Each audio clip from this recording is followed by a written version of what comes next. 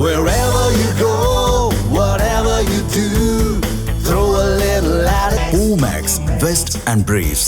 தமிழ்நாட்டில் ஆட்சியில் பங்கு என்பது சரியாக இருக்காது என்பது போல முதலமைச்சர் மு க ஸ்டாலின் தெரிவித்திருக்கிறார். இது குறித்து என்னுடைய கருத்தினை பதிவு செய்வதற்காக நம்முடன் பாஜகவின் மூத்த தலைவர் மற்றும் முன்னாள் ஆளுநர் தமிழிசை சவுந்தரராஜன் நம்முடன் இணைந்திருக்கிறார்.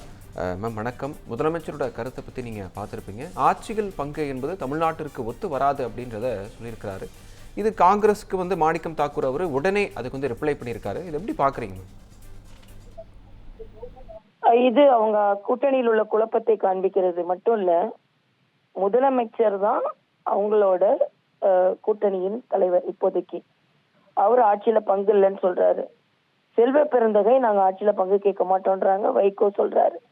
இப்ப மாணிக் தாக்கூர் சொல்றாரு, ஆனா அவர் மேல எந்த நடவடிக்கையும் எடுக்காம விட்டுட்டு இருக்காங்க. அப்போ மாணிக் தாக்கூரை விட்டு குழப்பம் பண்ணிட்டு மாநில தலைமை இல்ல நான் ஒரு நிர்வாக முறைப்படி நடந்து கொள்கிறேன் அப்படின்னு சொல்ற மாதிரி இது இருக்கு. அதனால இன்னைக்கு வரைக்கும் குழு அமைக்கப்படலைன்றது இன்னொன்னு விமர்சனம் உள்ளாக்கப்படுது. நேற்றைய தினம் காங்கிரஸை சார்ந்த தலைவர்கள் எல்லாரும் டெல்லியில கூட்டம் போட்டு முடிச்சுட்டு இன்னும் குழு போடல, 70 நாளா நாங்க வெயிட் பண்றோம் அப்படின்னு சொல்றாங்க. இதற்கு இடையில காங்கிரஸ் தாவேக்காவை அணுகுனதா சில கருத்துக்கள் இருக்கிறது.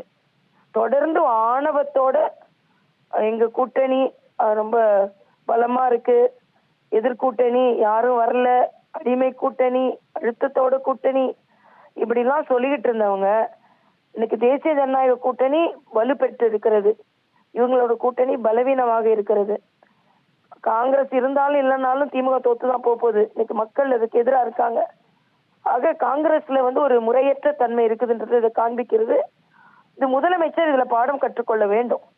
ஏன்னா நாங்க எதிர்கூட்டணி, அடிமை கூட்டணி, முரட்டு அடிமை இப்படிலாம் சொல்லும் பொழுது இன்னைக்கு யாரை காங்கிரஸ் அடிமைப்படுத்துகிறது என்பதை நீங்க தெரிந்து கொள்ள வேண்டும். அதனால குழப்பத்தில் அந்த கூட்டணி இருக்கிறது என்பது மட்டும் யதார்த்தமான உண்மை. இணைப்பில் இணைந்து உங்களுடைய கருத்துக்களை பகிர்ந்து கொண்டதற்கு மிக்க நன்றி மேம். இது போன்ற சுவாரஸ்யமான புது தகவல்களை தெரிஞ்சுக்க தமிழ் ஜனம் சேனலை உடனே சப்ஸ்கிரைப் பண்ணிக்கோங்க.